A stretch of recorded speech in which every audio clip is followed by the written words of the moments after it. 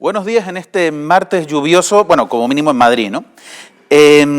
Hoy iniciamos un nuevo foro de debate del Español en colaboración con CLECE, que trata un tema de enorme relevancia, dado el terrible 2020 que hemos pasado y que, bueno, por lo pronto 2021 tampoco lo está mejorando demasiado.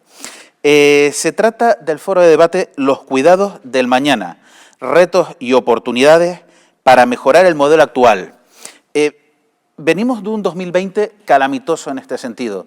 La COVID-19 ha pasado por las residencias dejando un rastro de tragedia.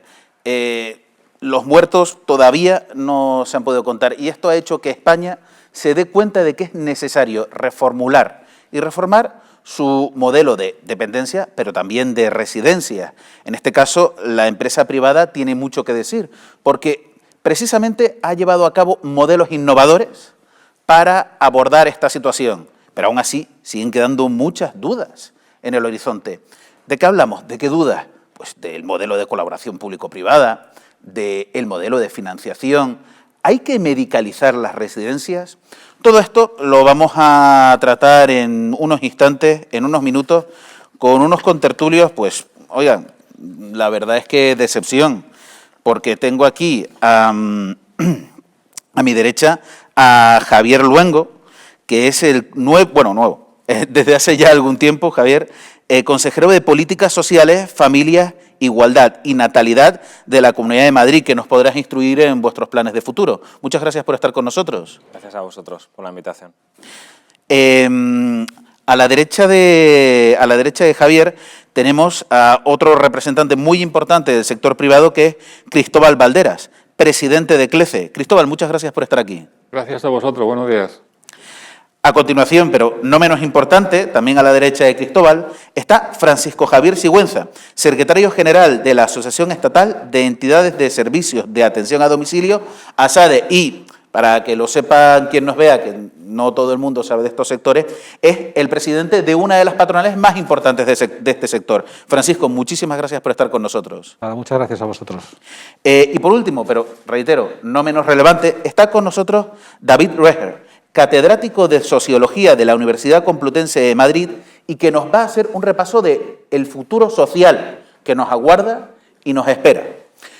Primero, quiero dejar claro que, como en todos los debates y actos que celebramos en el Español, hay distancia de seguridad, por eso estamos sin mascarillas, siempre salvaguardando las medidas para que la pandemia no se extienda. Y por cierto, que me he olvidado de decirlo, soy Eduardo Ortega, periodista de Inverti al Español, encantado. Si les parece, vamos a empezar con una intervención inicial de unos 5 minutos, donde me gustaría que cada uno de ustedes posicionara la situación de las residencias de mayores a día de hoy.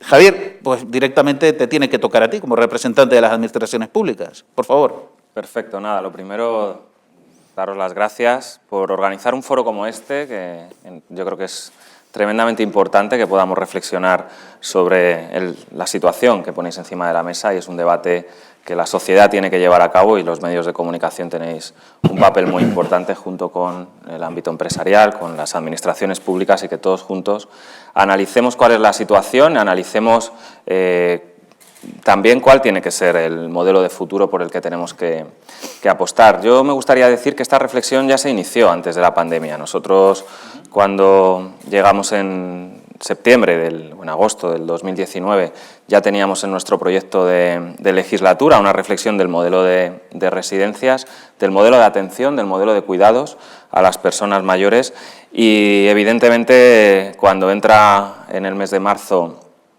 el coronavirus, pues trastoca todos los planes y nos pone todo el sistema de alguna manera enfrente, nos plantea todas las costuras que un sistema que ya queríamos transformar, pues vemos que tiene, y eso nos lleva a acelerar los plazos, a tener que hacer las cosas mucho más rápido de lo que creíamos que las íbamos a tener que hacer, y desde luego no hay tiempo que perder. Yo creo que la primera ola de la pandemia fue terrible para las personas mayores, para las residencias. Las personas mayores en general lo han pasado muy mal, son las que peor lo están pasando durante esta pandemia. Afortunadamente, hablabas de la situación de las residencias, afortunadamente yo creo que todo ese aprendizaje y todo ese trabajo que se hizo durante la primera ola ha dado sus frutos. En la segunda y en la tercera ola la situación que tenemos y la situación que tenemos actualmente no se parece en absoluto a la que vivimos durante los meses de marzo y abril, y afortunadamente podemos decir que es una situación de cierto control. Hay algunos casos positivos, lógicamente, todavía en las residencias, pero son contados y son en algunas residencias concretas. En estas residencias ya se ha avanzado durante los últimos meses también en todo lo que es el proceso de vacunación.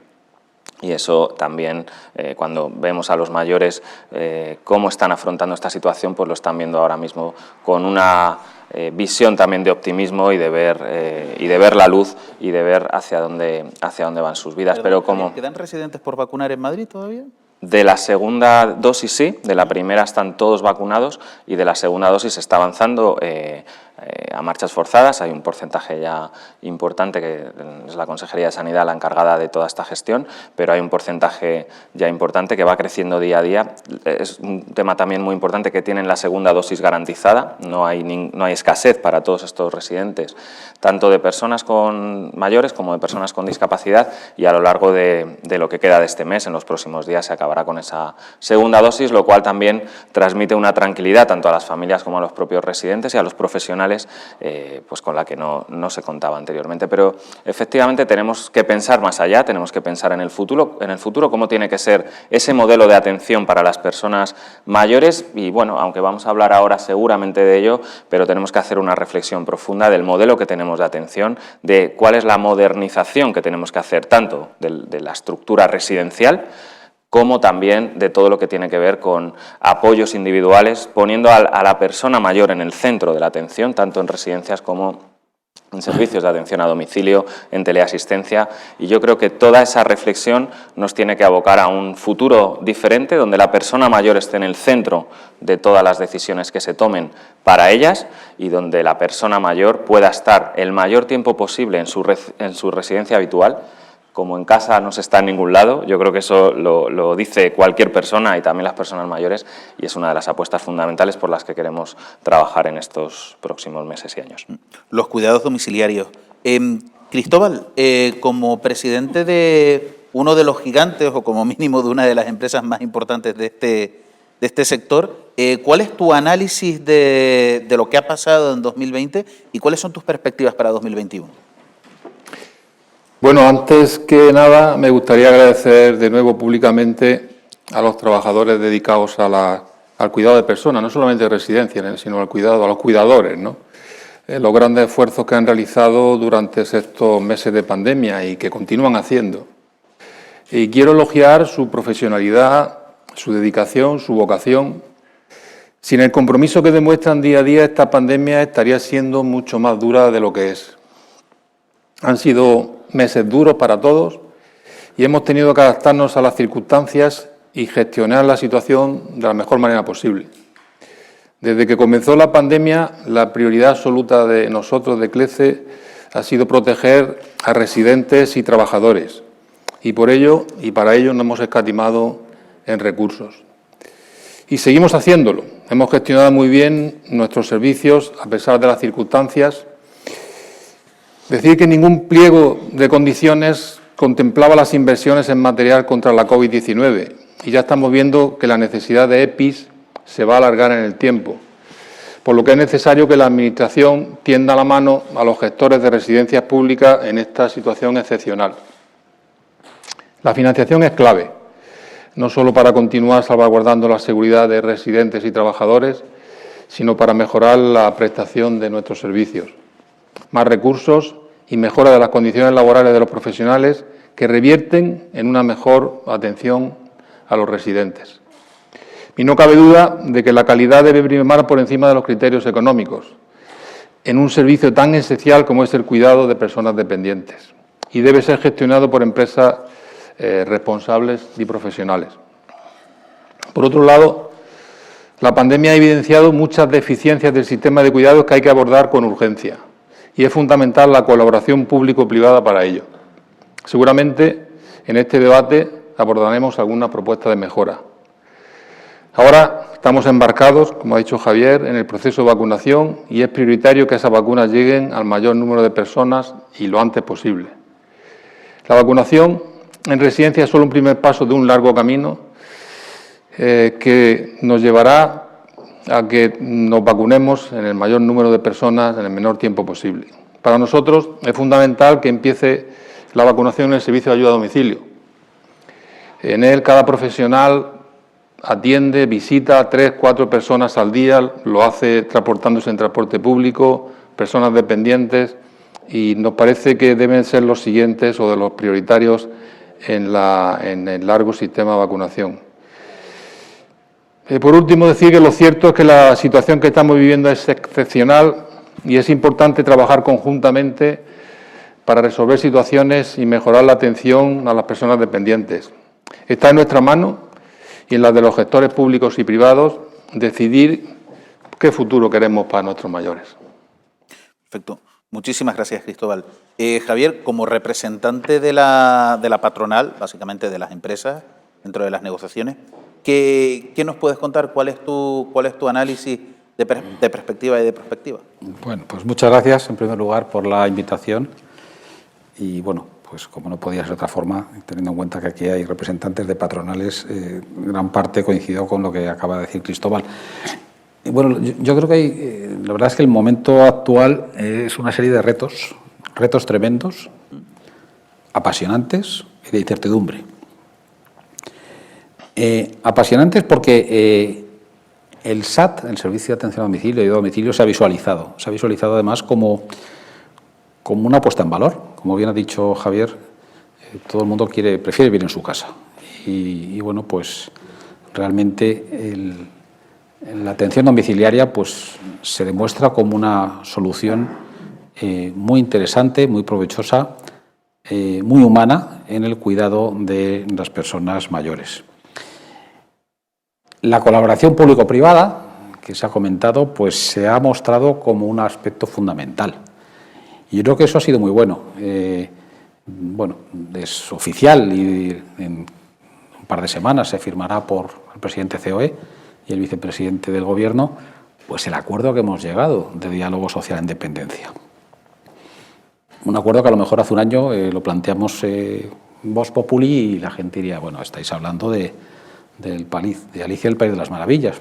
Pues no, hemos llegado a un acuerdo, las patronales, con los agentes sociales, de una forma muy ágil y muy rápida, y hemos llegado a un acuerdo con el Gobierno, porque creemos que en una situación extraordinaria se puede llegar a un acuerdo.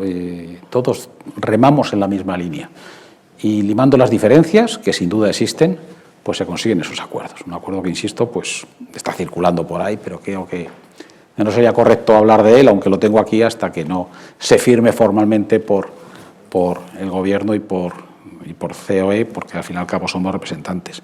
Por lo tanto, apasionante. En este acuerdo pues se contempla una serie de medidas muy interesantes, tanto presupuestarias, de financiación, etcétera, que también está haciendo mover a ciertas comunidades autónomas en tomar en cuenta, como bien ha dicho también el consejero, en este mayor protección o mayor impulso al servicio de atención a domicilio. Recientemente Andalucía, por ejemplo, pues acaba de aprobar un incremento que llevaba paralizado muchos años en el coste, en la financiación de la hora del servicio de atención a domicilio. Es decir, como decía, el momento es apasionante. También incertidumbre, porque, como bien ha dicho Cristóbal, nadie estaba preparado para esta cuestión desde un punto de vista jurídico. Es decir, tenemos unas leyes de contratación pública muy estrictas, muy garantistas, como no podía ser de otra forma, pero no están preparadas para afrontar situaciones como la que se ha producido, ¿no? Ningún contrato de servicio de atención a domicilio, ni ningún contrato también de gestión residencial, aunque eso es una concesión que permite otras gestiones, tenía previsto no solamente las nuevas inversiones que había que hacer, sino los nuevos servicios que había que prestar, o las limitaciones que ha habido a la hora de prestar los servicios por parte del personal que va, como bien ha dicho Cristóbal, a cada uno de los domicilios desplazándose, o las circunstancias de mayor seguridad que hay que tener etcétera, etcétera. Esto realmente ha habido que hacer negociación, yo diría, caso a caso. ¿Por qué no estaba previsto? Porque nuestra ley de contratos del sector público no prevé estas situaciones. Tenemos, además, una ley que es la ley de desindexación de la economía, que es como una espada de Damocles que está permanentemente en vigor sobre cualquier contrato, sobre todo intensivo en mano de obra, y que dificulta mucho esa gestión. Por lo tanto, también son cuestiones de importante incertidumbre. Por último, dos cuestiones brevísimas. La calidad, pues esto sí que se ha puesto encima de la mesa. Creemos que es el momento de apostar por la calidad. La calidad juega un papel ya fundamental. Pasamos de un tema puramente económico a un tema de primar la calidad en el servicio de atención a nuestros mayores, y esto tiene que hacer que haya un cambio radical en la forma de licitar los servicios, en la forma en la cual la Administración ponga sobre la mesa distintos conceptos o criterios a la hora de adjudicar los contratos. Y por acabar, la dignificación de las personas. Creemos que igualmente la pandemia está poniendo sobre la mesa esa puesta en valor de los trabajadores de nuestro sector, que son unos grandes conocidos y que que realizan un gran esfuerzo, que están perfectamente capacitados y que tenemos que dignificar sus condiciones laborales, ¿no? Y luego ya cuando queráis, pues continuamos. Pues, como decía, en último lugar, pero no menos importante, David, no sé si es Reher o Reher. Igualmente, ¿no? Perfecto, pues David, creo que nos querías hacer un análisis de estas perspectivas de futuro que tenemos en España. Yo voy a intervenir hoy hablando un poco del perfil del futuro, porque yo pienso que muchas veces hay una tendencia a ver la gente mayor, por ejemplo, como una foto fija. Pero resulta que hay cambios en marcha que van a afectar a la gente mayor y va a afectar todos los entornos de cuidados de la gente mayor, de gestión de la vejez, y esos son muy importantes. Y yo pienso que los planificadores de la cosa pública y de la cosa privada tienen que tener una idea bastante clara de hacia dónde van los colectivos y hacia dónde va el contexto donde se les presta los servicios necesarios. Y ahí van mis comentarios. Intentaré ser muy sintético. Hay una revolución educativa en marcha. Yo creo que es casi lo más importante. Los viejos de hoy, sobre todo las viejas de hoy, son personas de bajísimo nivel educativo. De acuerdo con el censo de 2011, casi 45% de ellas carecían de estudios. Eso es una cosa del pasado. Todavía es una cosa del presente, pero hay en marcha una revolución educativa en España. Y el día de mañana, dentro de 10 o 15 años, una parte muy importante de los viejos y de las viejas en España van a ser personas con educación universitaria. Eso cambia las expectativas de la gente y cambia sus necesidades. Y pienso que habrá que ir pensando en esto. Más allá de eso, de aquí a unos pocos años, la mayoría de las mujeres van a tener pensiones contributivas, lo cual es una buena noticia para la sociedad. Desde la perspectiva de la salud, cabe esperar que la salud subyacente de las personas mayores sea cada vez mayor. Ese es un proceso que se viene observando en España desde mediados del siglo XX y no cabe esperar que eso vaya, ¿verdad?, se resienta, que siga aumentando la calidad de la vida, calidad y salud de la vida de las personas mayores. No obstante, hay que tener en cuenta que las personas que van a ser mayores en el día de mañana van a venir muchas veces de matrimonios rotos y van a ser personas que tienen que vivir solos, aunque no quisiesen vivir solos. Y está demostrado, por ejemplo, hay estudios abundantes en la literatura internacional de que las personas que viven en pareja tienen mejor situación de salud, menor riesgo de mortalidad, mayor calidad de vida que las personas que viven solos. Y creo que esta es una cosa a tener en cuenta. La familia es otro elemento. La familia no se puede hablar de la situación de la atención a la vejez si no tenemos en contexto, sobre todo en España, en un país tan familista como España, si no tenemos en cuenta el contexto de la familia. Sin embargo, la realidad de la familia es que en las últimas décadas se ha ido reduciendo su importancia. La familia ya no es la familia del pasado, la familia de los abuelos de ustedes que cuidaban y se metían. Ha cambiado y muchas veces surgen tensiones, tanto de hijos hacia sus mayores como de los mayores hacia sus hijos. Y yo creo que eso es una cosa que no deberíamos cerrar los ojos, eso va a ir a más, pero eso va a complicar muchísimo la situación de la cosa pública a intervenir, ¿verdad? Es enorme comparar una situación de España con la de Suecia, la importancia que tiene la familia para la salud y bienestar de la gente. Pero es una institución, no digo caduca, todavía muy importante, pero hay cambios y son cambios hacia la rebaja.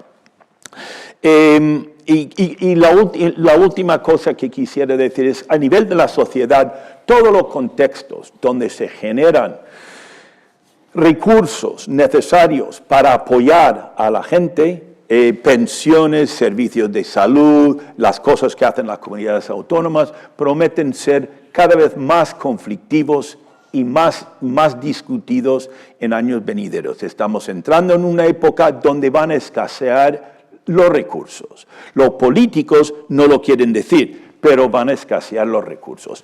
No cabe perder de vista que todas las reformas de las pensiones hechas en la última década en España, incluso la semi-reforma pseudo prometido por un ministro del actual gobierno, son todos en sentido de reducir las prestaciones de pensiones.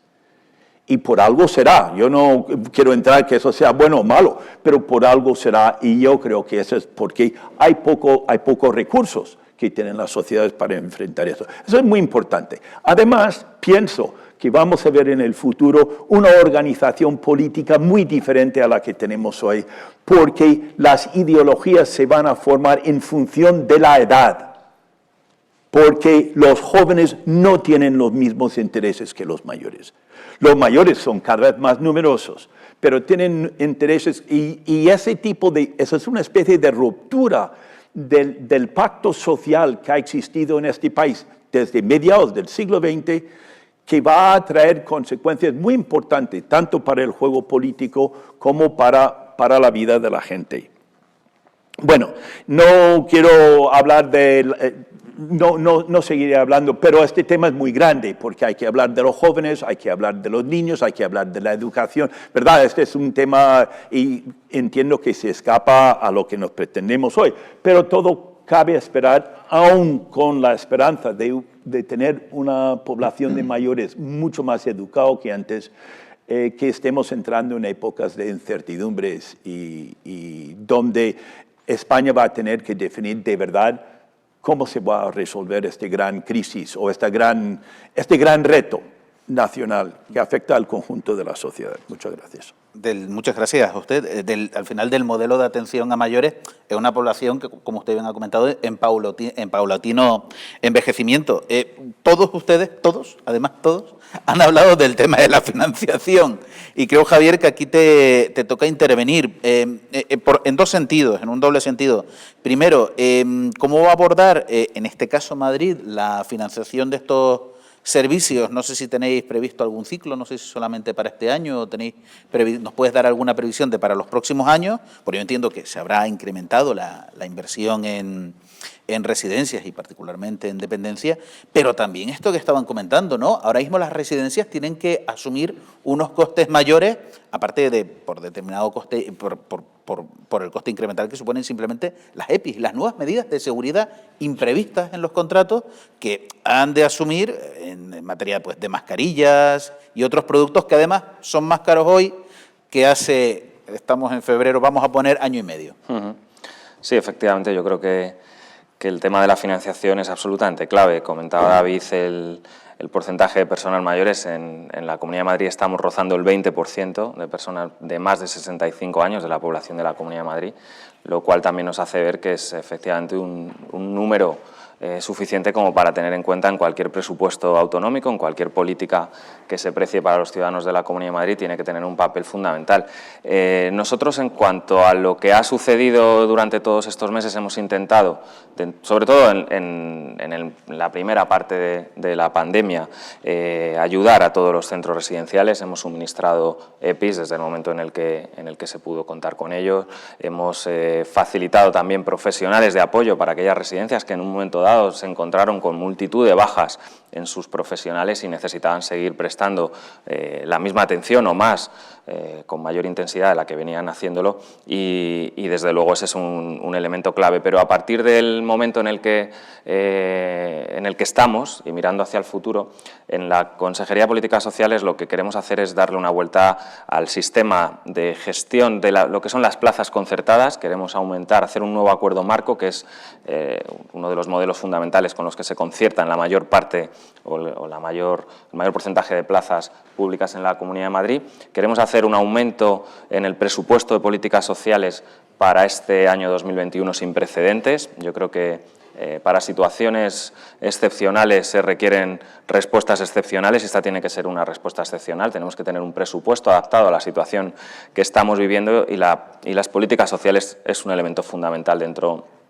de lo que es el Gobierno de la Comunidad de Madrid y las necesidades de las personas. Y en ese sentido queremos hacer una apuesta tanto por las familias, también por las empresas, y se quiere dotar el presupuesto de 1.000 millones, que en principio queremos destinar 600 para autónomos y pequeñas y medianas empresas y 400 para lo que son las familias. En ese rescate, digamos, de las familias, en ese poner recursos para sacar a las familias de la situación en la que el virus nos ha llevado, fundamental el apoyo a las residencias. El apoyo a las residencias a través de ese acuerdo marco que comentábamos, donde el coste de la plaza va a aumentar en un 37%, prácticamente son 20 euros de diferencia lo que va a aumentar respecto a lo que se estaba pagando en el acuerdo marco anterior y en la contratación pública de esas plazas anteriores, y eso conlleva una realidad, o tiene que conllevar una realidad diferente. Se va a aumentar el precio, pero porque hay que dar una vuelta a ese modelo basado en tres cuestiones o en tres premisas fundamentales. Por un lado, tiene que haber más personas para atender a nuestras personas mayores. Tiene que haber una ratio de atención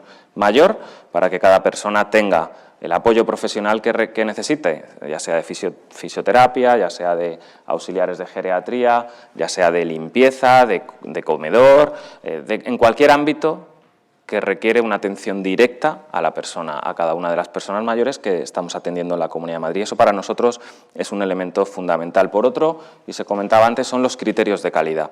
Por primera vez en la Comunidad de Madrid, desde que yo por lo menos tengo conocimiento de la contratación pública, se van a primar los criterios de calidad por encima del criterio de precio. Yo creo que hemos atravesado muchos años, donde lo único que primaba a la hora de contratar una plaza pública, quizá basado en esa ley de contratos, ha sido el precio. Y la atención a las personas no puede primar exclusivamente el precio, porque todo se puede hacer seguramente más barato. Una carretera se puede hacer más barata, pero una atención a las personas, hacerlo más barato, requiere cuestiones que igual hay que poner en entredicho en este momento de nuestra historia. Pónganos un ejemplo de este criterio de calidad. Bueno, los criterios de calidad es que cuando tú licitas por una contratación, el porcentaje de la calidad en el proyecto que tú presentas para conseguir unas plazas tiene más del 50% valorar la calidad y menos del 50% el precio. Claro, Antes era al revés. En el anterior contrato marco, perdóname, Eduardo, era el 70% se primaba el precio y el 30% la calidad. Nosotros le queremos dar la vuelta a esa ecuación y cuestiones concretas que queremos primar. La calidad de la comida, el que la tecnología se incorpore a las residencias, que los sensores de movimiento, por ejemplo, para las camas o multitud de funciones que la tecnología hoy en día nos permite adaptar a los centros residenciales, las empresas que apuesten por esa tecnología para atender mejor a los mayores van a ser primadas por encima de otras. Y también otro ejemplo puede ser tener mayor dotación de profesionales. Otra de las cuestiones que queremos primar es respecto a la calidad de la comida. Yo creo que la comida en la vida de cualquiera de nosotros es un elemento fundamental de calidad de vida y tiene que ser un elemento fundamental de la vida de un centro residencial. Habitaciones individuales, respetar la intimidad y la dignidad de las personas, yo creo que es otro elemento fundamental, y aquellos centros que tengan una estructura más adaptada a poner a la persona en el centro y a respetar sus derechos, a respetar su intimidad y a que pueda estar viviendo como viviría en su casa, tiene que ser primado por encima de otras cuestiones. Bueno, son algunos ejemplos de los que queremos poner encima de la mesa, y un elemento fundamental también, cogiendo el hilo de lo que se comentaba antes, es primar también aquellas empresas o aquellas entidades que gestionan centros que tienen una implicación con la dignificación de los profesionales por encima del resto. Tan solo un detalle más. ¿Qué plazos manejáis para activar este nuevo formato de concurso? Digamos que el acuerdo lo tenemos ya encima de la mesa, está a punto de cerrarse. En los próximos días esperamos tenerlo cerrado, y luego lo que conlleva una tramitación y la parte más burocrática, digamos, de la Administración, calculamos que en torno a mitad de año podremos empezar a contar con este nuevo modelo de atención, y que eso sea un impulso sobre el que cambiar muchas otras cosas. No solamente hay que cambiar el modelo de atención residencial, este es el primer paso, pero también queremos hacer una inversión sin precedentes en el servicio de ayuda a domicilio. Es verdad que el acuerdo al que se puede llegar con el Ministerio, donde hay un déficit de financiación que es histórico, con la Comunidad de Madrid y con el resto de comunidades autónomas, pero con la Comunidad de Madrid no olvidemos que la Ley de Dependencia surge para dotar de unos derechos, para garantizar unos derechos a la ciudadanía, pero con unos presupuestos adaptados a ello. Y ese marco de financiación decía en su momento que el 50% lo ponía el Estado, el 50% lo ponía la Comunidad de Madrid. A día de hoy, en la Comunidad de Madrid, el 17% es lo que procede del Estado. Esperemos que ahora, sé que va a mejorar algo, pero no va a llegar a los niveles a los que debería de llegar. Estaríamos hablando de 400 millones de euros más que tendrían que venir año a año del Estado. Creo que van a ser en torno a 40, 50 millones de euros más los que podrían llegar a la Comunidad de Madrid. Van a ser bienvenidos, van a ser destinados, entre otras cosas, al servicio de ayuda a domicilio, a atender a más personas que puedan estar en su casa con la mejor atención, pero hay un déficit de financiación evidente, histórico, con respecto a la Ley de Dependencia, porque nunca se cumple este hito inicial, que era el 50% lo ponía el Estado y el 50% lo ponían las comunidades autónomas. Y ahí tenemos también un debate y una defensa de nuestros ciudadanos, que es importante, porque con ese dinero, con esos 400 millones de euros, se atendería mucho mejor y se atendería a muchas más personas en la Comunidad de Madrid. Cristóbal, Javier, yo entiendo que esto supone, no sé si este modelo que acaba de exponer Javier, supone un cambio complicado para el sector, o realmente es a lo mejor lo que estaban esperando empresas como las de ustedes. Bueno, me alegra oír al consejero decir que vas a cambiar el sistema, porque realmente lo que nosotros, las empresas, vemos en los últimos tiempos en general es que lo que prima por encima de todo es la economía, ¿no? El más barato, ¿no? Entonces, pues oír eso, pues nos congratulamos y animamos a que sigáis adelante, porque es el camino a seguir, ¿no? Por otra parte, me ha parecido muy interesante la intervención de David, que yo me comprometo a tener en cuenta en nuestras reflexiones tus aportaciones, porque no las tenemos en cuenta, y es verdad todo lo que has dicho, ¿no? Es absolutamente verdad, ¿no? Y en cuanto a la calidad de la economía, pues nosotros somos de los que pensamos un poco diferente al resto, porque nos vamos un poquito aguas arriba, ¿no? Es decir, nosotros creemos que la financiación es importante, pero los recursos son escasos, eso lo sabemos todo el mundo, ¿no?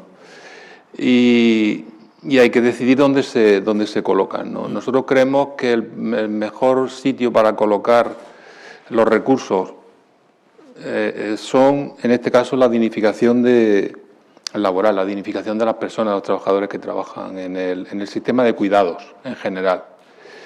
Y además esto es muy fácil de interpretar, porque se interpretan las asociaciones con los sindicatos públicamente, ¿no? Y luego eso se refleja en los pliegos que la Administración Pública pone en el mercado, ¿no? Con lo cual es una trayectoria absolutamente transparente. ¿Y por qué digo la dignificación laboral? Lo primero probablemente sea los salarios. ¿Por qué? Porque estamos hartos de oír, y tienen razón, señoras que cobran 400, 500, 600 euros, ¿no? Luego, como hoy día los medios de comunicación no comunican con suficiente transparencia, parece que es que los convenios colectivos ofrecen 400 o 500 euros una señora por trabajar. No, no, no. Es que no trabajan 8 horas, no trabajan 40 horas a la semana, sino que trabajan 10, 15, 20, 25. ¿Por qué? Pues porque no tenemos horas suficientes las empresas ni la administración pública para darle la jornada completa a las señoras, ¿no? Porque si le diéramos la jornada completa, pues el convenio estaría cercano a los 1.000 euros, ¿no? La precariedad del sector de la que hablaba. La precariedad del sector pasa por ahí. Entonces, yo si tuviera que decidir dónde primero doy dinero, dónde pongo medios, dónde pongo financiación, es en la dignificación del sector. Y luego una cosa muy importante, que se ha apuntado aquí también, que es la siguiente.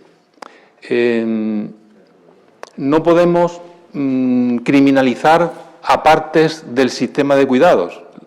El sistema de cuidados es la administración pública, es el dinero, son las empresas privadas, son las empresas públicas, son los sindicatos, son los trabajadores. No podemos criminalizar a alguien y echarle la culpa a una parte de la totalidad, porque nadie la tiene. Y pongo un ejemplo. Tenemos que eliminar de la administración pública, o sea, de los contratos con el sector público, la no revisión de los precios a las empresas. O sea, esa ley iba contra una parte de los que formamos el sistema de cuidado, que son las empresas. No te reviso los precios. Y eso al final repercute ¿en quién? En los trabajadores, en los usuarios, en la administración pública. ¿Por qué no vas a revisar los precios? Porque si el convenio colectivo o si una negociación sindical sube el convenio un 36%, como ha sido el caso de Madrid, ¿por qué no me lo vas a? ¿Por qué hay una ley que me impide que me revises ese precio? Eso que va contra las empresas, en realidad y finalmente va contra todos. Va contra la opinión pública, va contra la administración pública, va contra las empresas, va contra los trabajadores y va contra los usuarios, que son nuestros mayores. ¿Creéis que es posible construir colaboraciones? Ahora vamos también, Javier, pero ¿creéis que es posible construir colaboraciones público-privadas excepcionales, a lo mejor podríamos decir, por las condiciones que nos está comentando Cristóbal, para el sector de los cuidados, por así decirlo? Javier Luengo. Digo, porque como son dos Javieres hay que jugar con el apellido. Tenéis este interesante matiz que está comentando Cristóbal. ¿Esto lo tenéis previsto en esos nuevos pliegos? Que, por cierto, una cosa que se me ha venido a la cabeza, claro, estos nuevos contratos vendrán a sustituir a los existentes, entiendo, de manera automática. Efectivamente. Vale. Sí. Los acuerdos marco en la Comunidad de Madrid tienen una duración de 2 años, que son prorrogables por otros 2, en general suelen durar 4 años y cada 4 años se revisan esas condiciones. Se puede adelantar y yo creo que en este momento ahora estamos en la negociación de los próximos 2 años y con prórroga o posibilidad de prórroga de otros 4. Yo creo que la colaboración público-privada es fundamental. Creo que hemos llegado hasta aquí con un modelo y en la Comunidad de Madrid creo que funciona con solvencia, no solamente para las personas mayores, para otros colectivos también dependientes, como puedan ser las personas con discapacidad. Creo que hemos llegado hasta aquí con un modelo de colaboración entre entidades sociales, entre empresas y entre administración pública, y juntos hemos construido una red de atención donde hay plazas gestionadas de una manera y plazas gestionadas de otra, pero con un criterio común, que es el que yo creo que la administración tiene que garantizar, y es que la calidad sea igual en todos estos centros y que tengamos unas normas de juego que todos respetemos y que al final acaben en el mismo resultado, que es poner a las personas mayores en el centro de la atención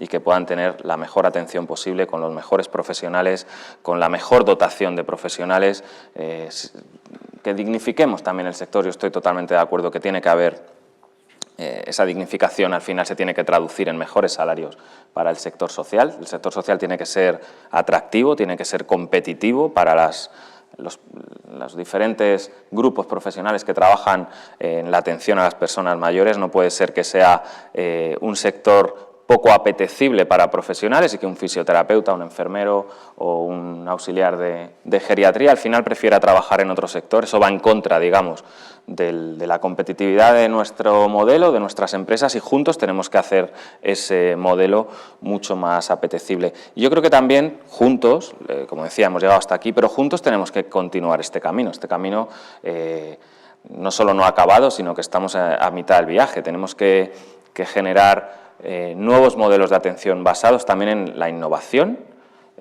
Creo que en otros países también del norte de Europa, donde se está apostando de una manera decidida por unidades de convivencia, por cohousing, por otro tipo de modelos que en España todavía no se ha apostado decididamente por ellos. A mí me gustaría que en los próximos años esta revolución, digamos, del modelo de atención también conllevara un cambio en la tipología de centros, en la tipología de atención, y que se les pueda dar a personas mayores intentando garantizar que estén el mayor tiempo posible, primero donde ellos quieran estar, que normalmente suele ser en su casa, pero después en otro tipo de unidades de convivencia que les permita vivir con autonomía, en un modelo como si estuvieran en su casa, y donde puedan tener de manera compartida algunos servicios que cuando tenemos ya una determinada edad o un nivel de dependencia determinado necesitamos, pero no necesariamente conlleva ir a una residencia al estilo tradicional que conocemos, que yo creo que es un modelo que tiene que ir evolucionando con esa innovación, con la apuesta por la tecnología que hablábamos al principio, a unas unidades de convivencia diferente, y la Administración tiene un reto también para ver de qué manera es parte de ese cambio de modelo, incorporando en los nuevos pliegos, en las nuevas licitaciones, en la nueva financiación pública que se haga hacia la dependencia, que se primen esos modelos de atención frente a otros residenciales más tradicionales que tienen que ir progresando y tienen que ir evolucionando, y tenemos que ayudarles y ir juntos, tanto el sector privado como el público. Bueno, primero, que creo que estamos hablando de pisos compartidos para mayores, ¿no? Para decirlo de alguna manera. Sí, efectivamente. Yo pensé que aquello yo lo habría dejado de detrás con los 24 años. A lo mejor le damos la vuelta y probablemente vuelva. Hoy en día, ojalá, a los 30 estaría con sus padres. No, 24. Pero quisiera hacer una observación. Yo pienso que al hablar de mayores, lo más habitual es que hablamos de la población de 65 años y más. Pero en realidad, y ante la nueva situación de los mayores, yo creo que se puede considerar que personas de 65 a 75 o a 80 años pueden ser personas plenamente activas, y luego llegará un momento en que no son activos, donde se disparan los casos de demencia, donde se disparan las demandas de residencias, etcétera, etcétera, etcétera. En lo que usted ha dicho de cohousing, una de las cosas interesantes, hay un proyecto en Málaga de cohousing, pero hay relativamente poco en España. Sí. Hacen una especie de comuna de los hippies, que viven juntos, pero en esas unidades los viejos más jóvenes trabajan y se encargan, ¿verdad? O sea, se preocupan por el bien colectivo.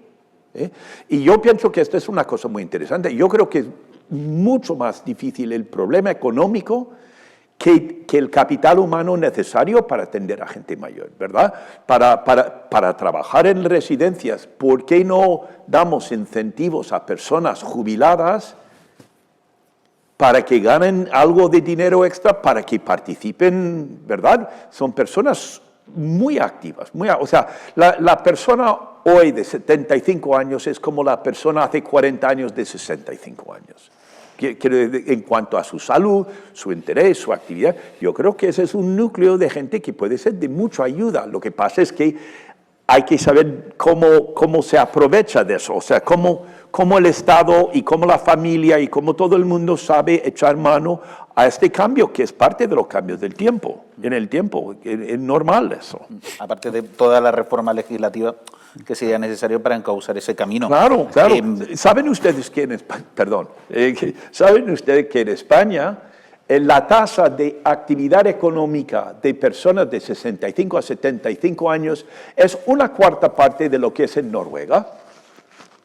porque en España se desincentiva a la gente a retirarse del mercado de trabajo. Es uno de los países en los que es más complicado compatibilizar Claro. pensión y salario. Yo no descarto, por supuesto, lo de la donación de tu tiempo, ¿verdad? Eso me parece una cosa encomiable del todo, pero también yo pienso que hay personas perfectamente que pueden cumplir servicios necesarios para la sociedad, totalmente necesarios, pero estamos un poco atados de manos y a la hora de arbitrar la forma de materiales. Ahí habría que hacer lo clásico de cambios legislativos y luego, claro, legislativamente, claro, todo esto tiene unas dificultades, ¿no? Es decir, Ya lo sé.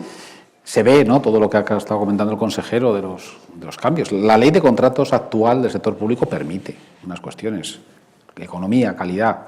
Es tan fácil como decir que no se admiten bajas a partir de un nivel, porque en lo que nos encontramos con situaciones un poco, nos hemos encontrado dramáticas, en el sentido de que hay una licitación, como bien decía Javier, se primaba la economía en más de un 50%, con bajas, se admitía cualquier tipo de bajas de los que normalmente bajas temerarias. O sea, había empresas que licitaban por debajo de los costes laborales, lo cual daba lugar a que una vez fuese adjudicataria del servicio hubiese un problema y un conflicto social, que es una de las cuestiones que hay que huir de ellas, erradicar. Es decir, que es un poco el concepto de calidad. ¿Esto en el acuerdo que estáis manejando con el Gobierno está incluido, por ejemplo?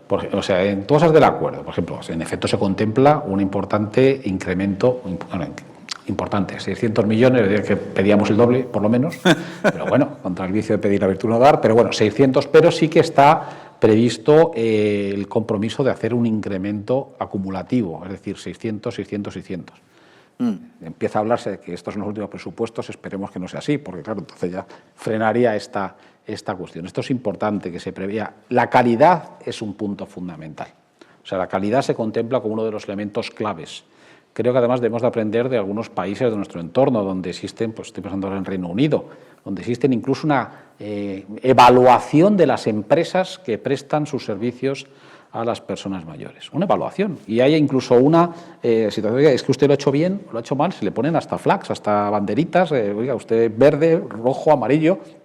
Creo que no se puede jugar. En vez de las estrellas Michelin, las estrellas de la residencia. Las estrellas, es decir, bueno, hay que aprender estas cuestiones. Es decir, la pandemia nos ha mostrado también muchos problemas operativos en ciertas empresas, porque no todas las empresas actúan de la misma forma, que no han sido capaces de afrontar con todos los medios adecuados esta lucha. Unas sí, otras no. Bueno, yo creo que es importante. No puede ser un servicio como otro cualquiera, el servicio de atención al dependiente. No puede serlo.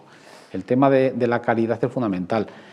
El cumplimiento de los estándares laborales es fundamental. El cumplimiento de todos los que nos cuesta tanto llegar a acuerdos en los convenios colectivos.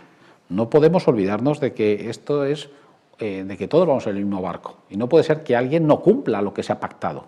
Primero porque es una falta de competencia, es una competencia desleal. Si todos estamos de acuerdo, sindicatos con empresas, en cumplir unos estándares que también son de calidad, porque también es conciliación de la vida laboral, también es una forma de acondicionar los trabajos, de darles medios a los trabajadores. Lo que no puede permitirse ninguna administración es que pueda siquiera licitar una empresa que no cumple el convenio colectivo. Y esto, y por hoy, la ley lo permite. Podría, o sea, está en la administración no permitirlo, pero la ley no entra en que tengas que, no te obliga a. Bueno, pues hay que hacer estas cuestiones. Tenemos que obligar en las licitaciones públicas, en estos modelos de licitación, estos acuerdos marcos, es decir, usted quiere poder tener la opción de dar un servicio a los mayores, por lo menos tiene usted que cumplir lo que está pactado. Y en la colaboración público-privada es importante. Hago un paréntesis. El Real Decreto Ley que se acaba de publicar del Plan de Recuperación, Transformación y Resiliencia, bueno, contempla figuras. Yo tuve el placer y el honor de dentro de COED formar parte de un grupo que se creó para hacer propuestas al Gobierno y presentamos un proyecto de Real Decreto Ley que se aceptaron algunas cosas y otras no. Entre ellas iba el tema de la desindexación de la economía, porque nadie lo entendía en esta situación. Quizás se entendía el año 2012, una situación, pero no se entendía por nadie que no hubiese esta limitación de la desindexación de la economía, la no revisión de los precios. No lo entendía nadie, ni lo entiende nadie, ni siquiera parte del Gobierno lo entiende. Pero en ese acuerdo había, bueno, pues hay unos proyectos, lo que llaman esa colaboración público-privada, esos PERTES, que es una palabra que nos vamos a tener que acostumbrar a manejar, aunque ya veremos cómo funciona, enfocado a dar respuesta. En el acuerdo con el Gobierno se contempla como la intención del Ministerio, de la Vicepresidencia, es que todo lo que tenga que ver con inversiones dimanantes de COVID en este año, aunque hubiésemos querido que fuese el año pasado también, sean una parte de estos de este plan de recuperación, como una manifestación de interés, como unos proyectos estratégicos país que ayuden a lo que decía Javier Cristóbal, calidad entre la asistencia como un derecho subjetivo, establecimiento de medios telemáticos para acceder. Estamos en Madrid, pero pensemos que el Servicio de Atención a Domicilio también se presta en los pueblos de mi tierra, de Segovia o del norte de Palencia, lugares... Canarias, con islas, Canarias, con una orografía muy complicada, Galicia. En efecto, una orografía, una geografía tan variada y tan preciosa como tenemos en nuestro país, pero tan complicado de llegar. Eso es dignificar al trabajador, eso es dar la calidad al servicio, ¿no? Y eso es una cosa importante que creo que ahora estamos todos de acuerdo en que es el futuro que hay que plasmar. O sea, que esa vuelta que estábamos hablando a la colaboración público-privada parece que se le va a dar y continuamente estáis hablando de la valoración que hay que hacer del trabajador, ¿no?, en este ámbito. Pero claro, sabemos, vosotros lo habéis dicho, yo no lo he dicho, estamos hablando de salarios muy bajos, con una financiación en términos generales que hasta ahora al menos se ha demostrado insuficiente. ¿Qué medidas estáis tomando vosotros tres? Porque yo entiendo que, David, tú no puedes tomar ninguna medida en este ámbito. ¿Qué medidas estáis tomando para dignificar al trabajador, al cuidador, sobre todo, y sobre todo en esa evolución en innovación que estamos hablando? No sé si en el caso de las residencias o en el caso de domicilios. A ver qué nos podéis contar, Javier.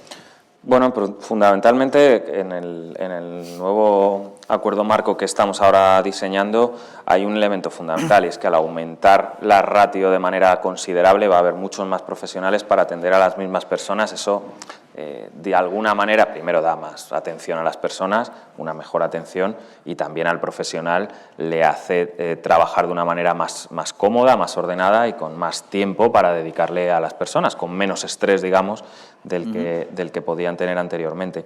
Y luego, por otro lado, queremos incorporar una cláusula que aquellas empresas que estén comprometidas con una dignificación en cuanto a salarios del sector y que puedan pagar por encima de lo que es el salario base, que impone el salario base, puedan ser primadas por encima de otras que no lo hacen, o aquellas que antes comentaba también Javier, que no cumplen con los criterios que entre todos nos hemos dado. Hemos incorporado también un elemento que nos permita suspender o eliminar los contratos de aquellas empresas que no lo estén haciendo bien. Yo creo que es una de las cuestiones también fundamentales que como administración pública tenemos que velar porque todo el mundo que se dedica a la atención a los mayores lo haga en las mejores condiciones. Y el que no lo haga y no cumpla las reglas del juego tiene que saber que hay unas consecuencias y que esas consecuencias son limitantes para atender a la población a la que nosotros tenemos que proteger.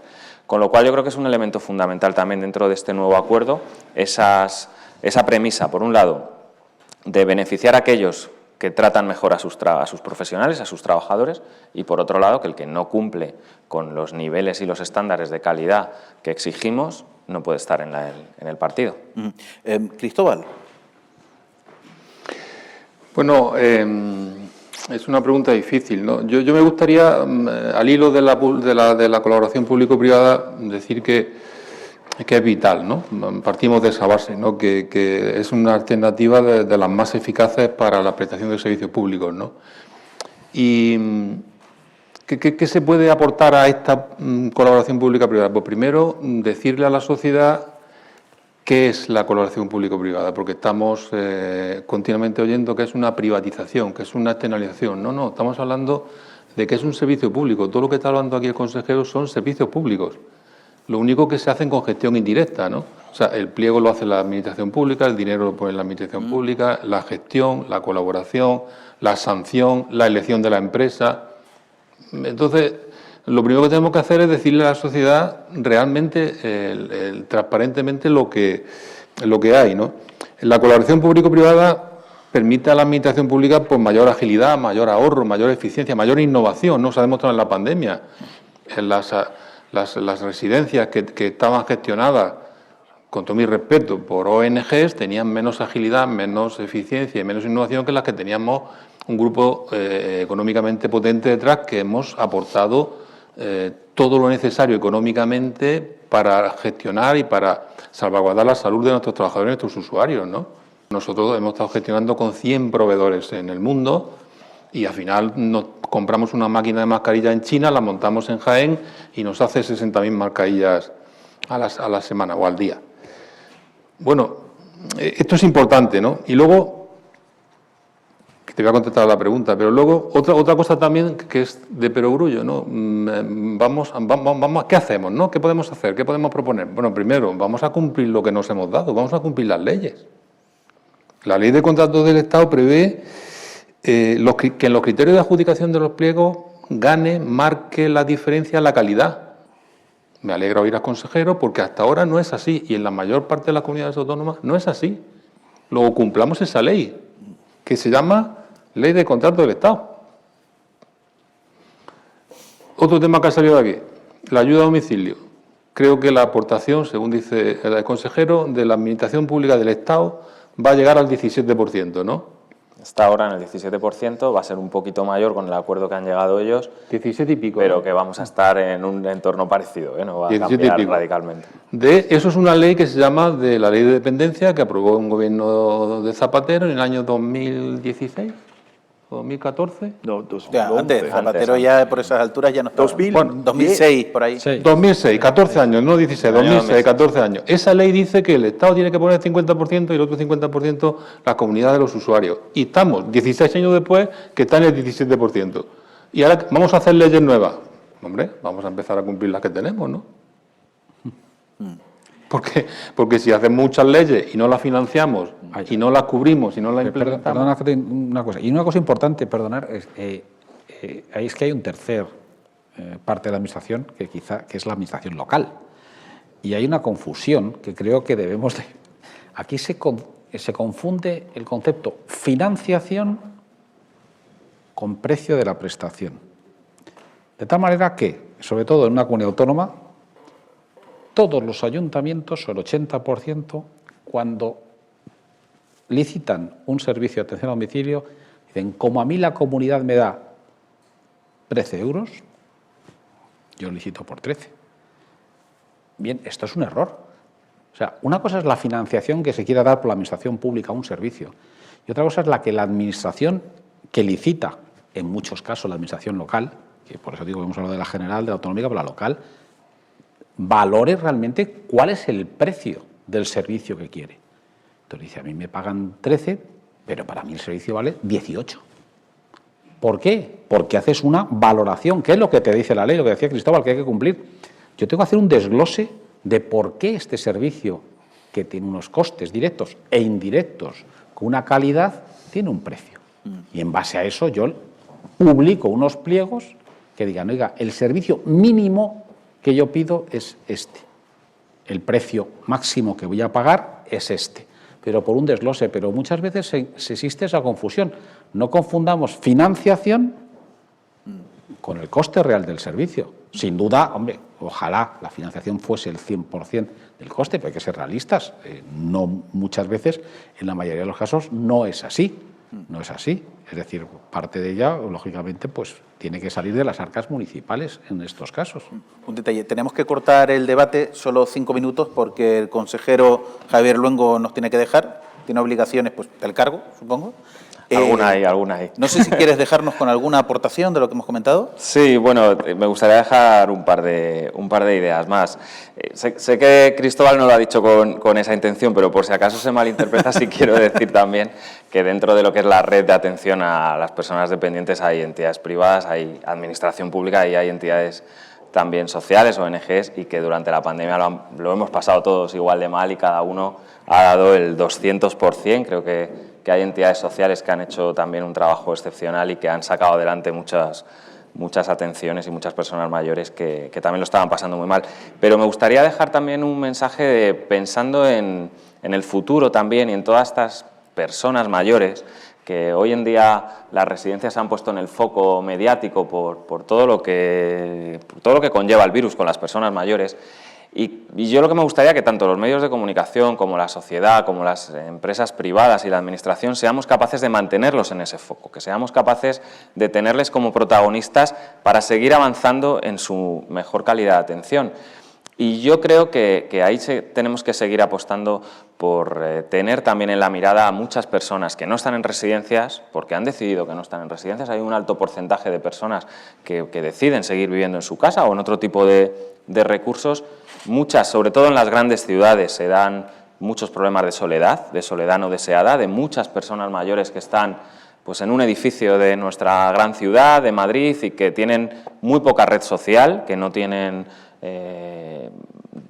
apoyos de otras personas de la sociedad. Los que tenemos como administración también tenemos la responsabilidad de velar porque hacer muchos programas por intensificar el servicio de ayuda a domicilio. Quiero decir una cosa importante, que yo creo que esto cambiará en los próximos años, y es que hay más personas a día de hoy atendidas en centros residenciales que en servicio de atención a domicilio. Probablemente esto tendrá que evolucionar y tendrá que cambiar, porque lo importante es que la persona esté atendida lo mejor posible en su casa y que su incorporación al centro residencial, si lo necesita, sea primero cuando decida, pero también alargar en el tiempo todo lo máximo posible para que pueda estar en su casa de la mejor manera.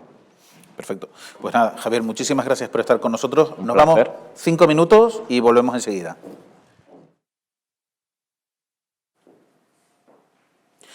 Bienvenidos de nuevo al debate tras la breve pausa, porque se tenía que manchar el consejero de Dependencia y Cuidados de Madrid. Bienvenidos a nuestro debate, los cuidados del mañana, retos y oportunidades para mejorar el modelo actual. Justo se tuvo que marchar el consejero en uno de los temas, yo creo, más interesantes o prioritarios de cara al futuro de los cuidados, y es el de los cuidados domiciliarios. Se supone que, lo decía ahora el consejero, ¿no?, que la ruta que tenemos que tomar para mejorar la calidad de los cuidados, incluso la eficiencia, ¿vamos?, de los cuidados de los mayores, va por ahí. Cristóbal, vuestra empresa entiendo que ya ofrece estos servicios, pero no sé qué peso tienen, no sé cómo los ofrecéis y no sé qué perspectiva de futuro tenéis al respecto. Bueno, realmente nosotros no ofrecemos el servicio, nosotros somos una empresa que trabajamos con la Administración Pública. Sí. Es la Administración Pública la que mediante sus pliegos nos ofrecen la posibilidad de trabajar con ellos, y la verdad es que desde CLECE tenemos muchos servicios de ayuda a domicilio, ¿no? Del orden de 20.000 trabajadores, ¿no? Tenemos ayuda a domicilio de Madrid, de Barcelona, de la Diputación de Jaén, de Málaga. Hay muchos pueblos, se sacan muchos servicios de ciudades grandes, de diputaciones o de ciudades pequeñas, de pueblos, etcétera, etcétera, etcétera, ¿no? Y es un problema importante que no se acaba de solucionar, ¿no? Porque eso forma parte de la ley de dependencia, como hemos dicho anteriormente, y la financiación le impide llevar a cabo el perfeccionamiento de la ley, ¿no? O sea, hay los últimos datos que salieron del diálogo social que tuvisteis, ¿no? Parece que hay 270.000 personas con la ayuda aprobada y que no le damos el servicio. No le damos el servicio a España, quiero decir. Sí. Y otros 70, 80.000 que no la hemos valorado ni siquiera. Es decir, que realmente hay 350.000 personas que tendrían derecho a que le diera la Administración Pública atención domiciliaria y no se la damos por falta de financiación o por falta de diligencia, ¿no?, de la Administración Pública. Es uno de los apartados previstos en el acuerdo de Eso te iba a comentar, Javier. acabar. A ver, en la atención a domicilio ha pasado algo realmente curioso. Es decir, yo creo que la atención a domicilio, preguntas hace 4 años en general sobre el sistema de atención al dependiente y te dice, ¿qué es eso del SAT? ¿Qué es eso de la atención a domicilio? Y ha pasado a ser realmente un punto crítico. Es decir, nosotros como patronal, como ASADE, pues hemos pasado de estar en una situación bastante minoritaria a ser ahora mismo por los impulsores de la mesa. O sea, la mesa que se ha firmado realmente parte de que en el diálogo social en atención a domicilio es donde ha sido más fácil llegar a un acuerdo. Donde más fácil. Por lo tanto, y eso pues es una cuestión que reconocer, tenemos solamente en la patronal más de 40.000 trabajadores dedicados. ¿Qué sucede? Que la atención a domicilio tiene unas connotaciones muy particulares según el ámbito geográfico que se produzcan. Es muy particular. Hemos hablado antes, no es lo mismo prestar la atención a domicilio en una gran ciudad que prestar una atención a domicilio en un ámbito disperso de ámbito rural, en el cual las personas además tienen mucho que decir. Si hay alguien, yo creo que ahí estamos todos de acuerdo, que es la persona mayor donde más feliz está es en su casa. Pero dentro de su casa está, en efecto, distintos tipos de vivienda. Cuando vives en un ámbito rural, en un pequeño pueblo de Castilla, tiene unas connotaciones muy distintas a lo que es vivir en una gran ciudad. Por lo tanto, las formas de prestar el servicio es muy distinta. Eso motiva que realmente no exista una estandarización del servicio que debería de haber. Debería de haberlo, porque debería de marcarse unas pautas, unos criterios, unas formas de hacer las cuestiones, unas formas de prestar ese servicio, el alcance que tiene, que permitiese además combinar la calidad del trabajo, porque nuestro objetivo sería permitir que un trabajador o trabajadora, en este caso además el 90 y tantos % de los son trabajadoras, pudiesen extender su jornada laboral. Las dificultades geográficas de desplazamiento hace difícil esos encajes de puzzle. Pero eso es la calidad. Eso es lo que hacen empresas con calidad. Ser capaces de coordinar y de mejorar estos servicios y de coordinarlos con la mejor atención posible a la persona a la que vas a cuidar. No es lo mismo, insisto, y perdonad que insista mucho en ello, dar una atención a domicilio en Madrid, donde puedes marcar una ruta más o menos, nunca sencilla, pero sí adecuada a la cercanía, que marcar una ruta, como decía, pues en las montañas palentinas. Es que no tiene nada. Y en este contexto, entonces, yo os lo pregunto a los tres, empezando por ti, David, ¿qué papel puede jugar? Tú antes comentabas que también el anciano, la persona mayor, precisamente por el nuevo modelo de núcleo familiar hacia el que vamos, pues está más solo. ¿Qué perfil debe jugar en todo esto la teleasistencia? ¿Es viable? Bueno, o los procesos telemáticos. La verdad es que estamos ante una situación de explosión de demanda de este tipo de servicios, ¿verdad?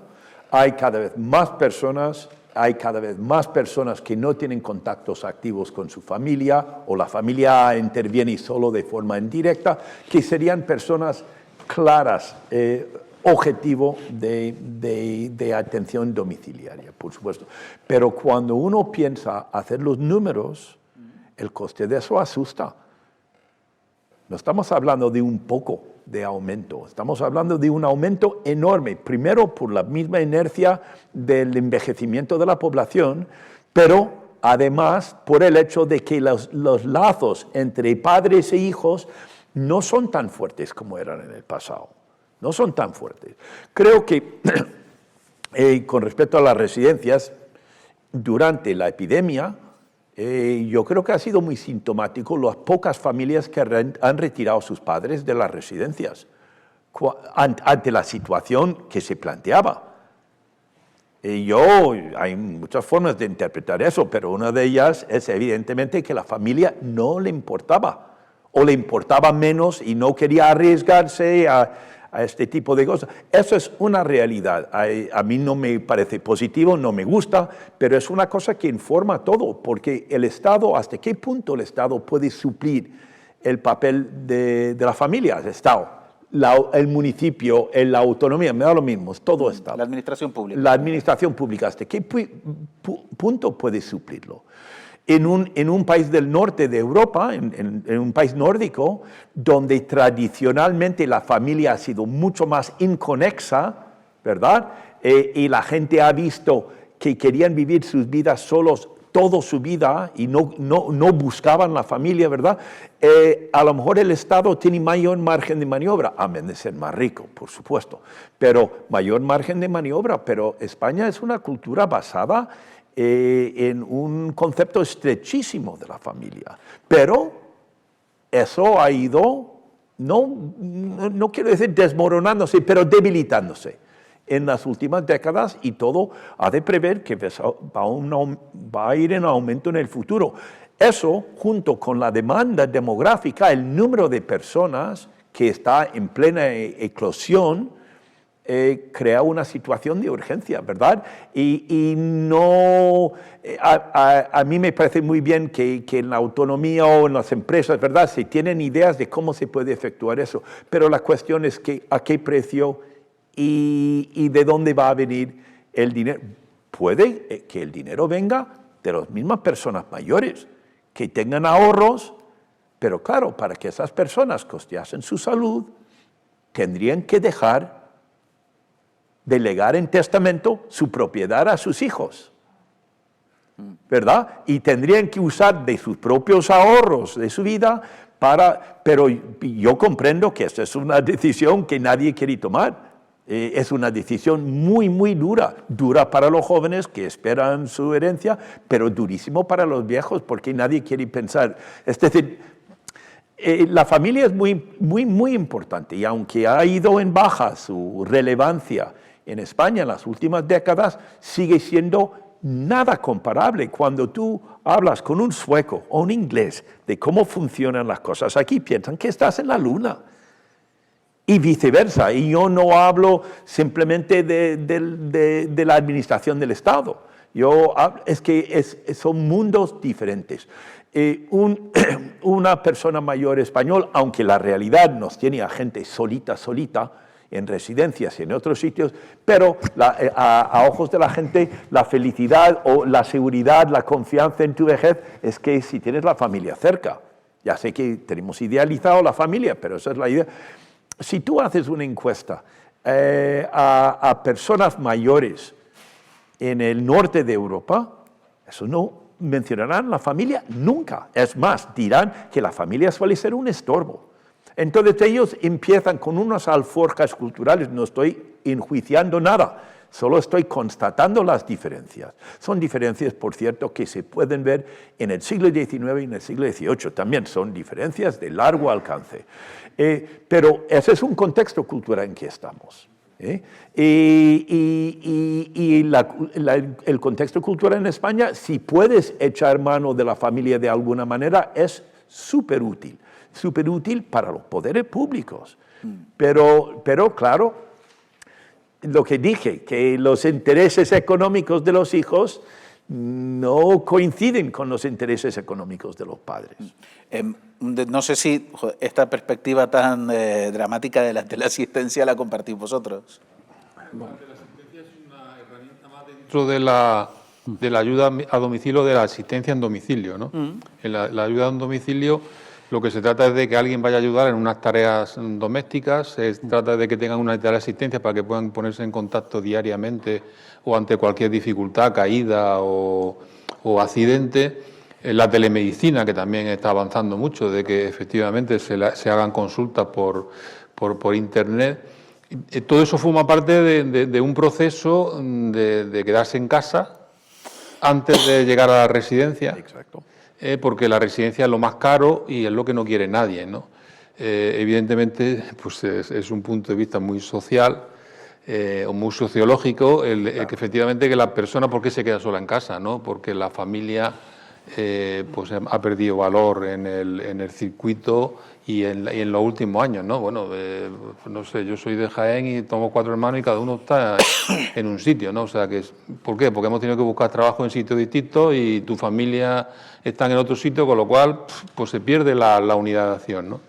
Pero yo insistiría en que, siendo esto un problema, ese problema se aumenta si tú creas una expectativa de que le vas a ayudar a domicilio a un montón de personas y luego no la llevas a cabo la administración pública, pues le unes al abandono, la sensación de abandono que sienten los mayores porque sus hijos ya no son como ellos fueron con sus padres, ¿no?, que es lo que tú quieres decir básicamente. A ese abandono, a esa sensación de abandono, a esa mayoría de edad, a esa dependencia, le unes una expectativa que no te cumplen. Lo empeoras. Y lo empeoras. Claro. Javier. Claro, para que aparte de que coincido en que el núcleo familiar aquí es fundamental, también hay que tener en cuenta una cuestión que al final es, como bien decía, socioeconómica. Es decir, estamos hablando de unos servicios de atención a domicilio y unos servicios de teleasistencia, que teleasistencia en este caso, en efecto, son servicios, yo diría, complementarios, ¿no? Que otra cosa es que se complementen con desarrollos telemáticos de la atención a domicilio, que eso es factible. Eso será sociológicamente más factible según avance la edad de mayores que hayan vivido el concepto telemático, es decir, que sean, que no les sea extraño manejar una tablet o un portátil más allá de hacer una llamada, y esto también es una cuestión sociológica y de edad de que vaya llegando, y esto facilitará mucho la prestación del servicio. Pero luego también, no hemos de olvidar una cuestión, estamos aquí hablando y centrándonos en el apartado público de las residencias concertadas, de la atención a domicilio pagada, digamos, con fondos públicos. También está la parte privada. Si entramos ya en un concepto social, aquellos en la parte privada que tienen capacidad económica para plantearlo, intentan tener en su casa los mejores medios para poder seguir en la casa, con o sin familia.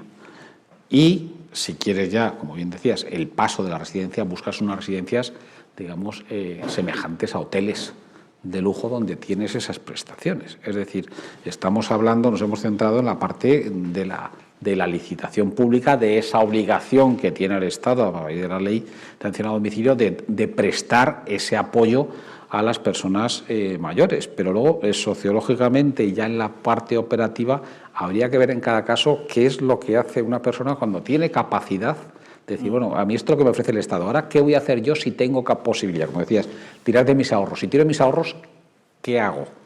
Y es verdad que los hijos, yo como hijo, que tengo mi padre no, pero mi madre vive, y está en esa edad elevada, pues tiendes a decirle, oye, mamá, pero una persona de 85 años, como bien decías, es una persona de 60 de los años 50. Perfecto, oye, con una cabeza amueblada perfectamente, con una capacidad de movilidad perfecta y que tiene toda la decisión. Por tanto, los hijos, no es que haya un cambio, creo yo, tanto en la familia, sino que los hijos tampoco tienes tanta capacidad de influir en tus padres como tenías hace 20 años sobre cuando tu padre tenía 85 años. Realmente era otro concepto completamente distinto a lo que es ahora mismo una persona de 80, 85 años que en un porcentaje muy elevado son perfectamente capaces de tomar la decisión que ellos quieren, con independencia de lo que le ofrezca el Estado y con independencia de lo que le digan sus hijos. Y dice, no, es que yo quiero hacer esto. Y eso es una libertad que, por supuesto, conlleva que las herencias disminuyan, pero creo que eso es lo menos importante en esta cuestión. Se nos está acabando el tiempo del debate, pero no quiero que se acabe sin tocar un tema que fue muy importante durante la pandemia. Se llegó a tildar, pero creo que precisamente en esta última negociación de patronal, sindicatos y gobierno, pues parece que ya se dijo, esto queda a un lado. El tema de la medicalización de las residencias. ¿Ustedes qué opinan? ¿Tienen que pasar las residencias precisamente por una medicalización, un andamiaje, llamémoslo así, una reforma de los propios centros para poder prestar atención sanitaria dentro de ellos? ¿O en realidad tendríamos que estar hablando más bien de una mayor colaboración entre los sistemas sanitarios y de dependencia o sistema social para favorecer que no pueda haber ningún tipo de, no se me ocurre otra manera de decirlo, ningún tipo de precariedad sanitaria dentro de los centros? Si te parece, primero Javier, luego Cristóbal y al final David. Yo no. A ver, lo primero que sería bueno decir que es medicalizar, porque existe, y luego existen puntos de vista completamente distintos y completamente opuestos, incluso dentro del sector empresarial. Nuestras asociaciones tienen un punto de vista y otras tienen otro perfectamente defendible y loable. Claro, si medicalizar es que haya un médico y un enfermero, eso no es medicalizar, eso lo tienen todos. Medicalizar, en lo que se está hablando en la dureza de la pandemia, es tener previstas una parte de la residencia con sistema hospitalario, es decir, preparada para dar un soporte médico más allá del médico que iba.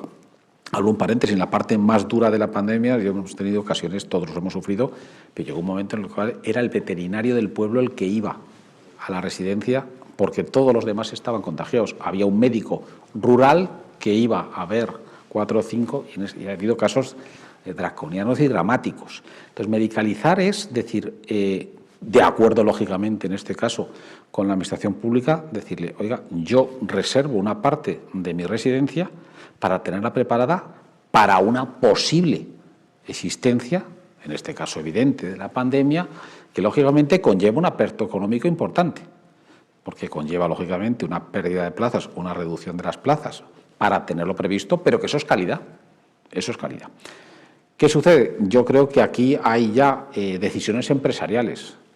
Es decir, dentro del mundo de la dependencia español, pues hay empresas de todo tipo, hay empresas que tienen una estrategia de atención a la persona mayor en la que plantean, contemplan y están dispuestos a hacer una inversión de medicalización de sus residencias como un punto de vista de estrategia empresarial, mientras que otras empresas, quizá más microempresas que gestionan una sola residencia, que si dices tienes que medicalizar la residencia, te dice esto no es mi negocio, esto no es mi estrategia, no puedo medicalizar una residencia porque no es ni siquiera económicamente viable. Por lo tanto, todos los puntos de vista son defendibles. Si me preguntas a mí personalmente, yo creo que es necesario tener en cuenta en las licitaciones públicas una medicalización al menos parcial de las residencias. ¿Qué alcance? Eso se puede hablar. ¿Que tiene que haber coordinación con el sistema sanitario? Sin lugar a dudas, sin lugar a dudas.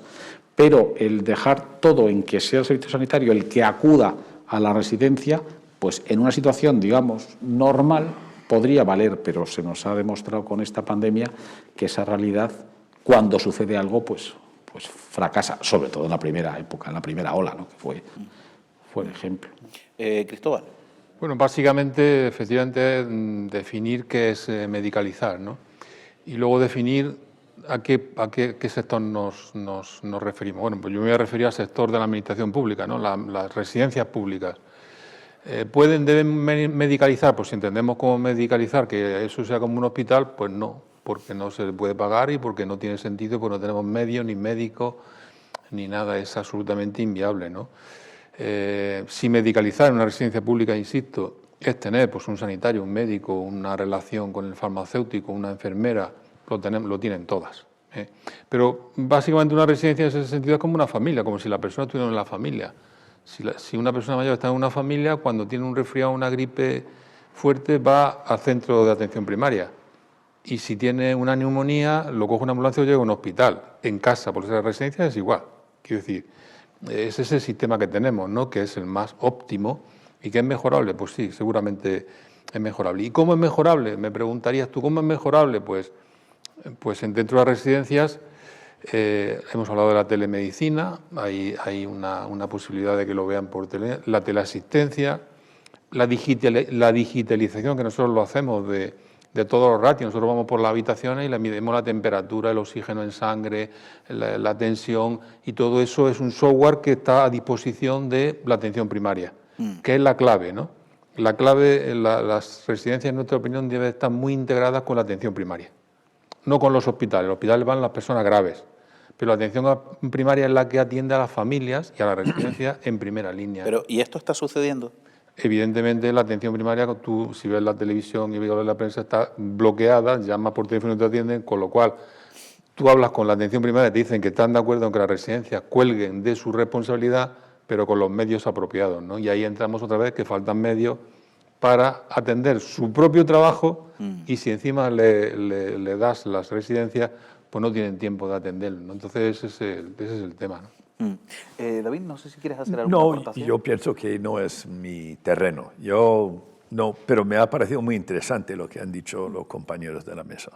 Pues si te parece, y si os parece, abrimos la ronda de conclusiones. Empezamos por ti, David, que fuiste el último en ser presentado.